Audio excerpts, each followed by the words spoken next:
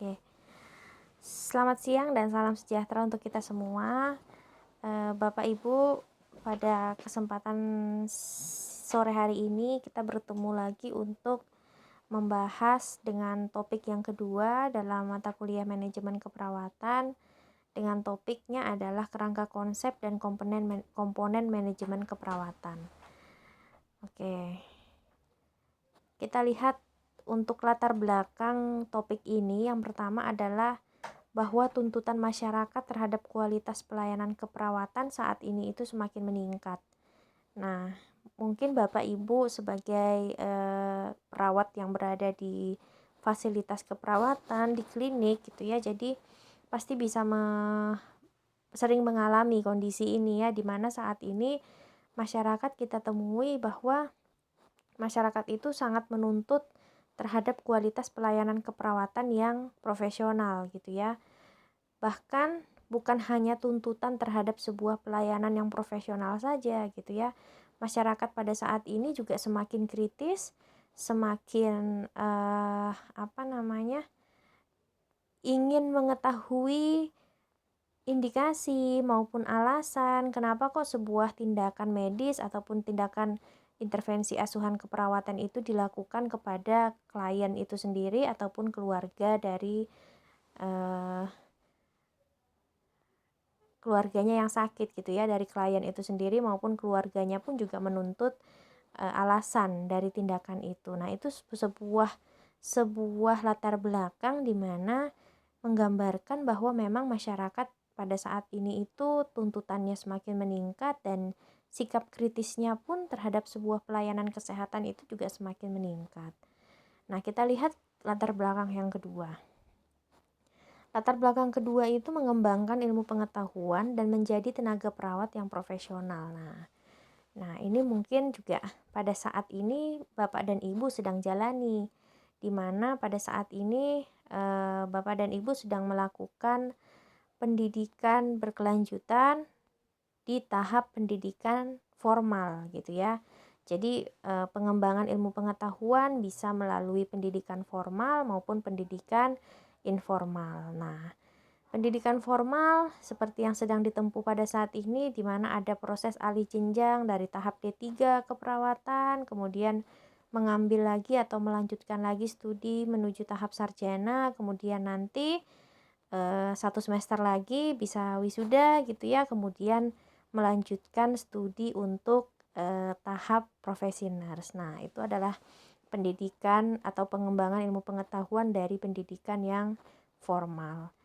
Ataupun pendidikan-pendidikan informal lainnya gitu ya, misalkan mengikuti seminar, mengikuti workshop, mengikuti pelatihan, yang saya yakin juga Bapak Ibu pada saat ini juga pasti selalu berusaha untuk bisa mengupgrade lagi ilmu pengetahuannya gitu ya. Yang ketiga, mewujudkan keperawatan sebagai profesi. Nah, ini juga salah satu alasan kenapa kok kita perlu belajar terkait dengan pengelolaan pelayanan keperawatan yang profesional melalui manajemen keperawatan, agar kita bisa menunjukkan bahwa ataupun mewujudkan bahwa kita keperawatan itu merupakan sebuah profesi yang diakui gitu ya. Kalau dulu-dulu sebelum saya menjadi perawat itu, saya sering menangkap asumsi-asumsi bahwa perawat itu merupakan pembantunya dokter gitu ya. Jadi segala sesuatu yang kita kerjakan itu adalah atas dasar instruksi dari dokter. Jadi memang tidak ada intervensi ataupun tidak ada tindakan implementasi yang murni berasal dari kita keperawatan. Nah, ini yang perlu menjadi catatan kita, di mana di tahun 2014 juga kita sudah berjuang untuk kita bisa mempunyai undang-undang keperawatan gitu ya. Saat ini sudah terrealisasi, kita sudah punya undang-undang yang bisa menaungi kita secara hukum. Nah, kita harus bisa mewujudkannya juga, bisa menunjukkan bahwa memang keperawatan itu merupakan sebuah profesi. Nah, hubungannya dengan tadi asumsi bahwa kita adalah pembantunya dokter. Nah, dengan sebuah proses asuhan keperawatan yang profesional, harapannya nanti kita bukan lagi menjadi apa yang dikatakan melalui asumsi orang-orang tersebut gitu ya. Kita bisa menunjukkan bahwa kita dengan tim medis lainnya, dengan kedokteran khususnya, itu merupakan sebuah atau ada proses kolaborasi di situ. Nah, kolaborasi antara keperawatan dengan tenaga kedokteran gitu ya. Yang keempat latar belakangnya adalah pelayanan keperawatan itu harus dikelola secara profesional. Nah, bagaimana cara mengelolanya? Salah satunya dengan mewujudkan manajemen keperawatan yang baik. Nah, ini latar belakangnya. Oke, kita lihat bahwa manajemen itu merupakan suatu pendekatan yang dinamis dan proaktif dalam menjalankan suatu kegiatan di organisasi. Nah, jelas ya, jadi merupakan suatu proses yang bergerak terus dan proses yang aktif gitu ya, jadi tidak statis. Kemudian minggu lalu kita sudah belajar bahwa definisi dari manajemen keperawatan itu adalah sebuah proses bekerja melalui anggota staf keperawatan untuk kita bisa memberikan sebuah asuhan keperawatan secara profesional. Oke. Nah, ini inti dari topik kita pada hari ini ya. Jadi ada komponen-komponen yang masuk di dalam manajemen keperawatan.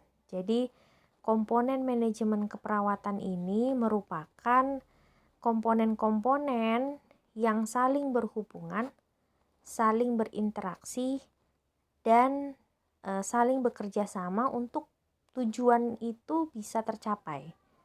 Gitu ya. Jadi unsur-unsur pembangun atau unsur-unsur penggeraknya. Jadi supaya fungsi manajemen keperawatan itu bisa dijalankan dengan baik, maka kita membutuhkan komponen. Nah, apa saja komponennya? Komponennya ada 5. Jadi ada input, ada proses, ada output, ada kontrol, ada umpan balik. Gitu ya. Oke, kita lihat satu persatu. Nah, yang pertama adalah input. Input dari asal katanya adalah dari asal katanya saja sudah kita bisa paham ya apa arti dari komponen yang pertama ini. Jadi input itu secara definisi merupakan segala sesuatu yang dibutuhkan untuk dapat melaksanakan proses manajemen. Nah, jadi ini seperti bahan bakunya gitu ya, bahan dasarnya supaya proses keperawatan itu bisa proses manajemen keperawatan itu bisa kita laksanakan gitu. Jadi seperti alat dan bahannya gitu ya. Seperti kita mau membuat kue misalkan, apa saja alat dan bahannya, nah itu masuk di dalam input gitu ya, salah satunya. Oke, apa saja unsur yang masuk? Yang pertama adalah informasi, personel, peralatan, serta fasilitas. Nah, informasi di sini harus berupa data-data yang sudah diolah gitu ya. Jadi kalau misalkan hanya satu data, 2 data yang belum diolah, ya berarti dia belum berupa sebuah atau baru berupa data saja, belum menjadi sebuah informasi, karena informasi itu adalah sebuah data-data yang sudah diolah. Nah, oke. Nah, jadi di dalam konsep input itu, di dalam unsur input itu, di sini kita belajar bahwa input itu terdiri atas 6M. Ya, jadi input itu terdiri dari 6M. M yang pertama itu adalah man. Nah, man di sini itu adalah faktor manusia, ya. Faktor manusia itu sebagai faktor yang paling menentukan dalam sebuah proses manajemen keperawatan. Karena manusia itu sebagai pembuat tujuan serta melakukan proses untuk bisa mencapai tujuan itu sendiri. Gitu ya. Jadi manusia itu, kita ini sebagai orang atau subjek yang membuat tujuan, dan kita pun yang melakukan atau menggerakkan tujuan tersebut gitu kan. Jadi makanya tadi di poin pertama disebutkan bahwa manusia yang paling menentukan. Nah, tanpa ada manusia tidak ada proses kerja, sebab pada dasarnya manusia adalah makhluk kerja. Nah, ini penting nih. Jadi proses kehidupan ya, masuk seperti proses kehidupan kita, di mana memang kita perlu untuk bekerja gitu ya, supaya proses kehidupan kita ini bisa tetap terus berjalan. Nah, itu masuk ke dalam salah satu ciri-ciri dari manusia gitu ya, bahwa manusia adalah seorang makhluk yang bekerja gitu. Nah, itu M yang pertama. Konsep M adalah man. Oke. M yang kedua ini adalah money. Nah, money ini adalah keuangan gitu ya. Hal-hal ataupun unsur-unsur yang dibutuhkan yang berupa uang. Uang merupakan alat ataupun tools yang penting untuk mencapai tujuan, karena segala sesuatu harus diperhitungkan secara rasional. Nah, penting nih untuk bisa kita menentukan pembiayaan ataupun keuangan yang dibutuhkan dalam kita mencapai sebuah tujuan organisasi ataupun institusi. Nah, keuangan di sini disediakan untuk membiayai gaji tenaga kerja, alat-alat yang dibutuhkan, alat-alat yang harus dibeli, serta berapa hasil yang akan dicapai dari suatu organisasi ataupun suatu kegiatan. Nah, jadi harus diperhitungkan dengan baik. Dari awal kegiatan itu dilakukan sampai prosesnya itu membutuhkan berapa keuangan, sampai kemudian outputnya ataupun hasilnya itu menghasilkan berapa gitu ya, dari segi keuangan. Oke, yang ketiga adalah M-nya material. Material di sini adalah bahan ataupun materi-materi sebagai salah satu sarana. Sebab materi dan manusia tidak dapat dipisahkan, tanpa materi tidak akan tercapai hasil yang dikehendaki. Nah, jadi material di sini berupa bahan-bahan ataupun material-material yang berupa sarana gitu ya. Nah, apa saja nanti silahkan diklasifikasikan. Bisa dipisahkan antara material dengan M yang selanjutnya.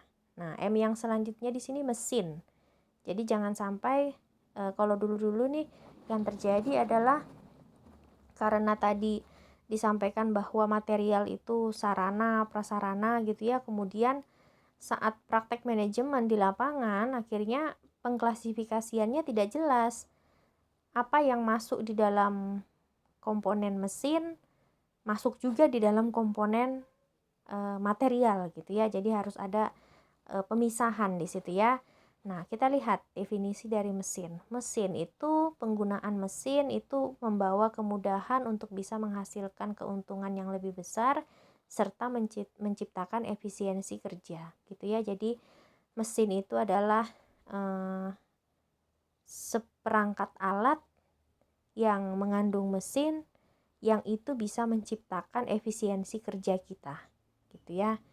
Kita berangkat kerja dari rumah menggunakan motor, jelas itu sangat membantu. Salah satunya adalah dari segi waktu gitu ya. Jadi kalau kita jalan kaki mungkin dari rumah ke kantor waktu tempuhnya bisa 30 menit. Tapi karena kita menggunakan bantuan mesin, maka waktu tempuh yang kita tempuh untuk bisa tiba di kantor kita ya mungkin bisa pasti lebih cepat ya. Jadi mungkin sekitar 10-15 menit gitu ya. Jadi itulah salah satu tujuan dari penggunaan mesin, menciptakan efisiensi kerja. Oke. Yang keempat. Yang kelima ya. Yang kelima, M-nya selanjutnya adalah metode.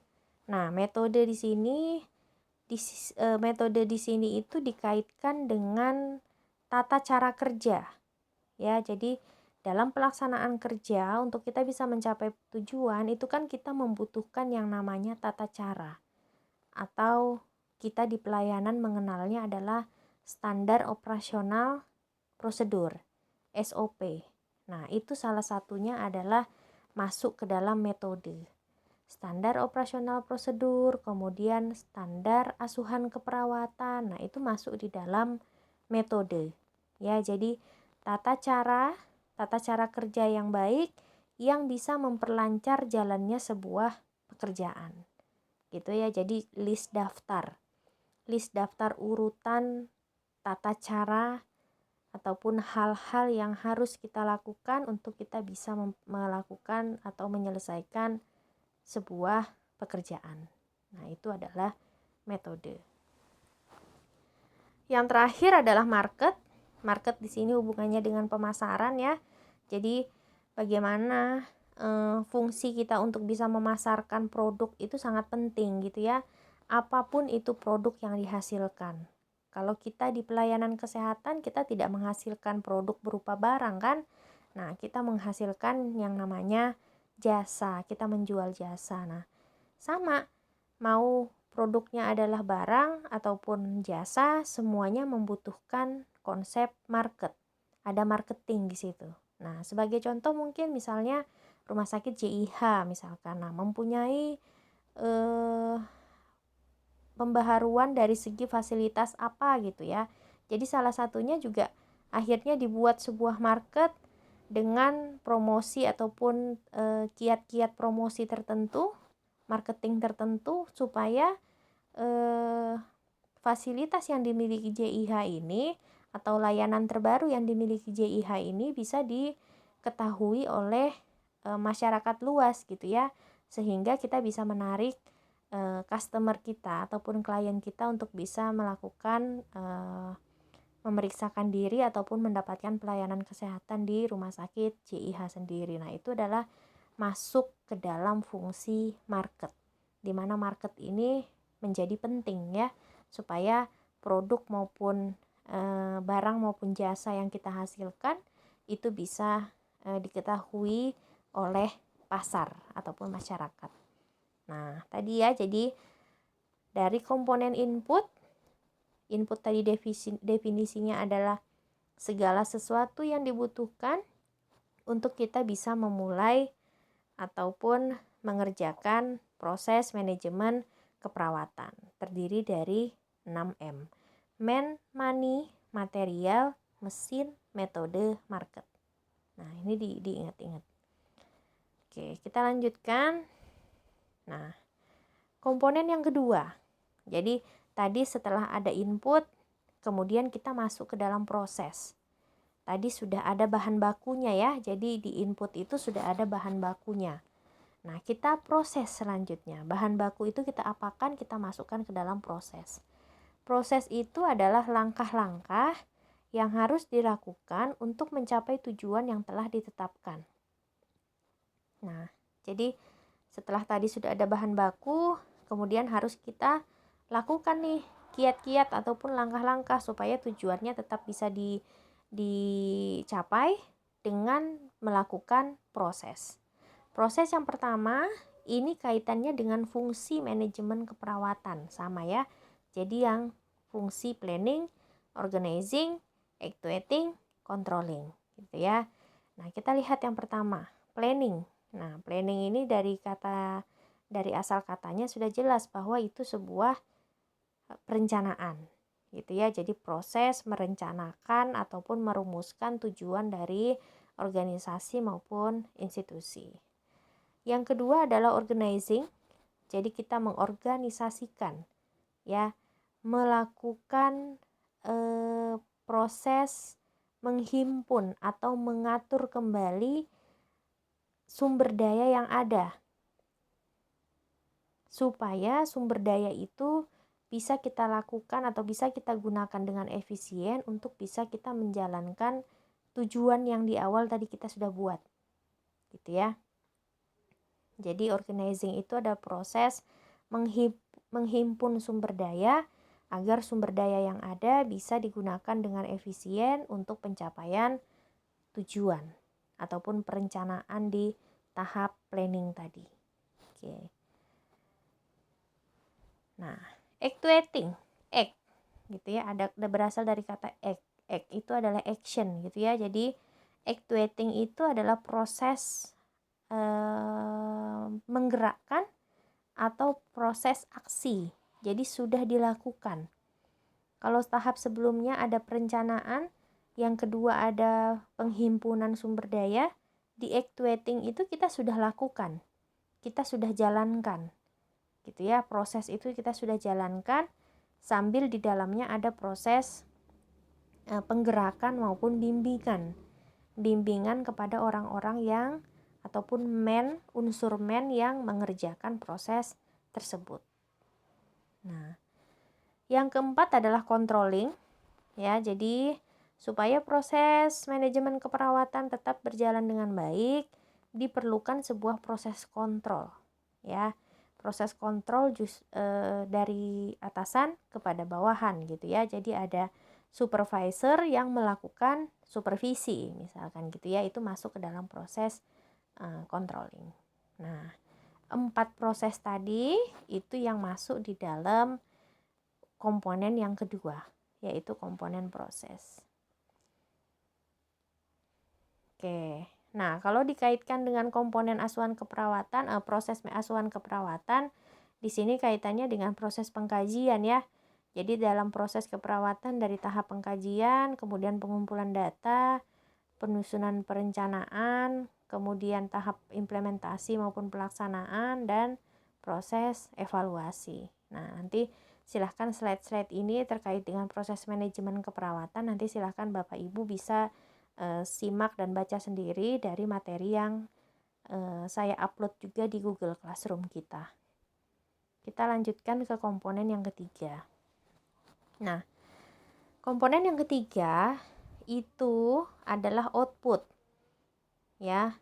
Output itu adalah segala sesuatu yang terjadi akibat proses tertentu dengan menggunakan masukan ataupun input yang telah ditetapkan. Nah, dengan kata lain, input itu adalah dampak dari penggunaan output itu adalah dampak dari penggunaan input. Gitu ya. Jadi, setelah ada input, tadi 6M itu kita gunakan, kita proses dengan tahap POAC tadi, planning, organizing, actuating, controlling, maka jadilah output. Maka jadilah hasil yang berupa output. Outputnya apa aja yang bisa jadi? Yang pertama adalah outputnya bisa berupa asuhan keperawatan yang profesional. Jelas ya? Jadi kalau inputnya sudah bagus, prosesnya pun dilaksanakan dengan bagus, maka output yang pertama yang bisa didapatkan adalah adanya pelaksanaan asuhan keperawatan yang profesional.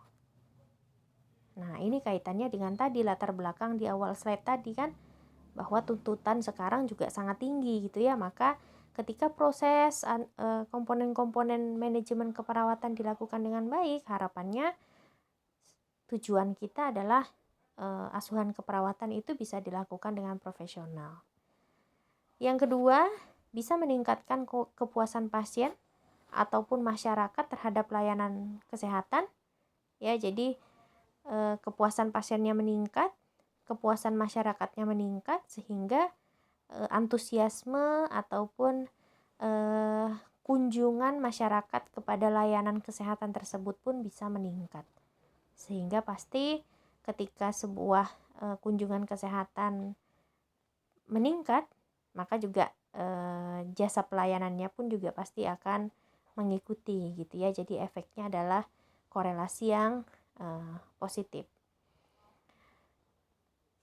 Yang ketiga, outputnya bisa berupa pengembangan staf dan riset. Nah, jadi pengembangan staf dan riset hasilnya berupa penelitian-penelitian yang dilakukan di institusi tersebut, gitu ya. Jadi menghasilkan artikel-artikel penelitian yang bermanfaat untuk dunia kesehatan, gitu ya. Nah, yang keempat, komponen yang keempat, ini adalah kontrol. Kontrol itu adalah suatu alat ataupun kumpulan dari alat untuk kita mengendalikan, memerintah, dan mengatur keadaan dari suatu sistem. Jadi ini adalah alat yang dibutuhkan untuk bisa mengendalikan, memerintah, dan mengatur keadaan dari suatu sistem. Kalau kita lihat dalam proses manajemen keperawatan, ada budget keperawatan, ada evaluasi penampilan kerja perawat, ada SOP, ada proses akreditasi. Nah, jadi dalam kata lainnya, kontrol ini adalah hal-hal yang bisa mengendalikan kita supaya kita itu tetap bisa melakukan proses manajemen keperawatan itu tetap sesuai gitu ya, tetap arahnya yang benar gitu. Jadi jangan sampai ada yang melenceng ke kanan, melenceng ke kiri gitu ya. Jadi tetap melakukan porsi pekerjaannya dengan baik karena ada proses-proses ataupun hal-hal yang menjadi kontrol. Misalkan budget keperawatan. Kalau kita tidak melakukan kontrol dengan melihat budget keperawatan ataupun rencana anggaran, maka bisa saja rencana anggaran yang sudah ditentukan di awal itu tidak sesuai dengan proses yang kita lakukan. Kalau mungkin prosesnya kurang dari budget, mungkin larinya adalah untung ya. Jadi misalkan proses keperawatannya di perencanaan, di rencana anggaran membutuhkan 10 juta misalkan. Tapi ternyata prosesnya kurang dari 10 juta, hanya pakai 8 juta misalkan gitu. Ya 2 jutanya kan berupa keuntungan, itu untung. Tapi bagaimana kalau misalkan dalam proses itu malah sebaliknya, keuangan itu malah lebih gitu ya, yang dibutuhkan malah lebih dari budget keperawatan ataupun rencana anggaran yang telah dibuat. Maka hasilnya adalah prosesnya menjadi merugi. Nah, makanya harus ada budget keperawatan ataupun rencana anggaran yang itu menjadi acuan kita supaya kita dalam menjalankan proses itu tetap terkontrol gitu. Evaluasi penampilan kerja perawat gitu ya. Jadi kita tahu bahwa dalam kita memberikan asuhan keperawatan, kita itu ada penilaian internal.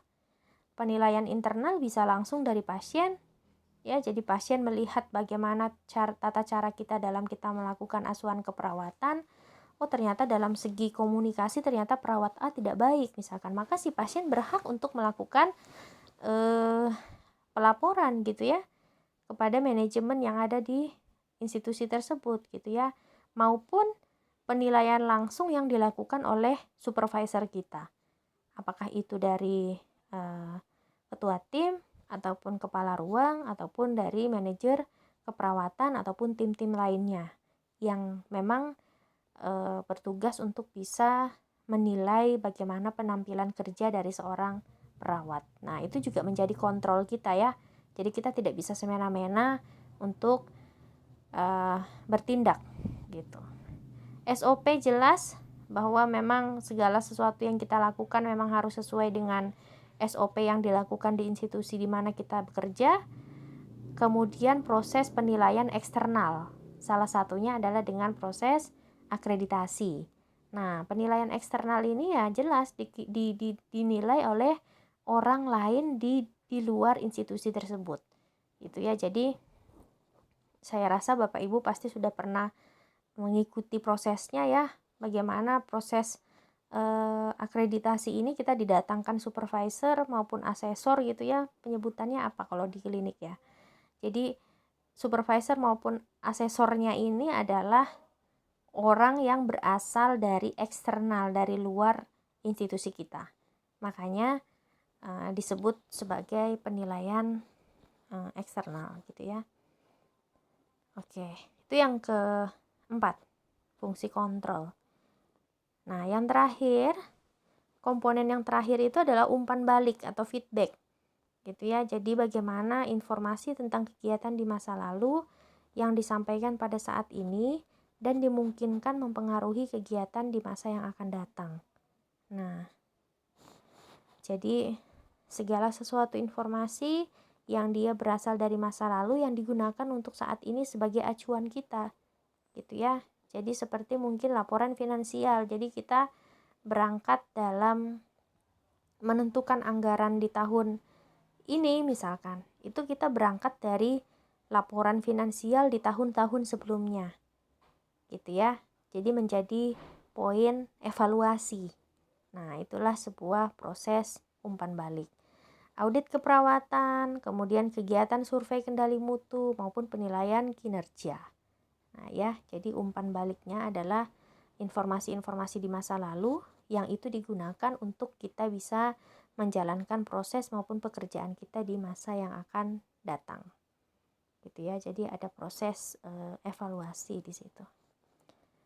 Oke.